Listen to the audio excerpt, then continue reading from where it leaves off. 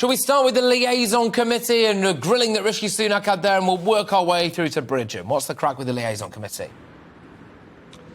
Yeah, well, I've been watching it for the last hour, Patrick, so you haven't had to, or the last almost 90 minutes, actually. It should be wrapping up in the next couple of minutes. And as you say, the Prime Minister's been asked by a whole range of different issues, from the war in Ukraine through to those strikes, and indeed things like child poverty and Scottish independence.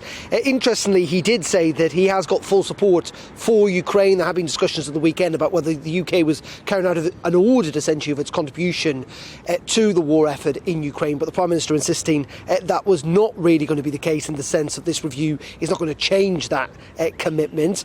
Also asked about Rwanda and whether there would be a commitment to continue to send essentially illegal migrants to Rwanda, what those figures would be. He would not commit himself on that. And really interesting, I think, for lots of viewers, particularly who might be driving home at the moment from work, there was no commitment to not hiking up dual duty by 12 pence in March. It's due to go up by that amount in March. Been suggesting the government should scrap that. No real commitment to it.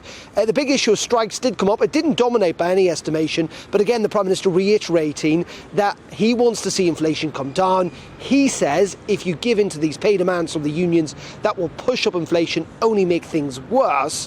But frankly, the government facing a real difficulty on this issue. We're going to see paramedics on strike tomorrow. We've had nurses on strike today. You just heard from Steve Barclay just before the break on all of this, and many people are quite annoyed. It wasn't even discussed at Cabinet, yet the King's coronation was. People saying, has the Prime Minister really got how serious this issue is?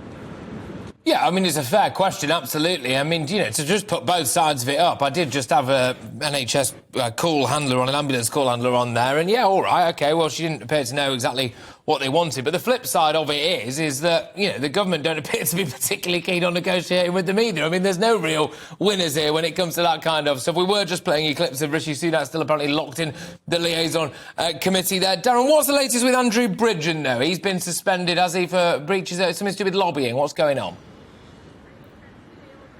Yeah, so this is all around declaring essentially whether you've got an interest or whether you've been contracted, been paid, been given gifts on behalf of someone. And if you have been, as an MP, you're meant to properly declare it, and particularly declare it if you start raising questions in Parliament or lobbying ministers on certain issues. Now, it seems that Andrew Bridgen has fallen foul of these rules, where he had a couple of months ago. He had launched an appeal. Now, we learned today that appeal he has also lost. And quite strong language, it must be said, from the parliamentary authorities around this idea of lobbying. He said, or the committee in charge said, that Andrew Bridgen displayed a very cavalier attitude to these rules, that he had broken the rules on multiple occasions and in multiple ways. And the Standards Commissioner said it was an unacceptable attack upon the integrity of Parliament. Now, he's been, or will be, suspended for 5 days. Parliament actually goes into recess later on today for its parliamentary Christmas break, so I suspect that suspension will happen in the new year.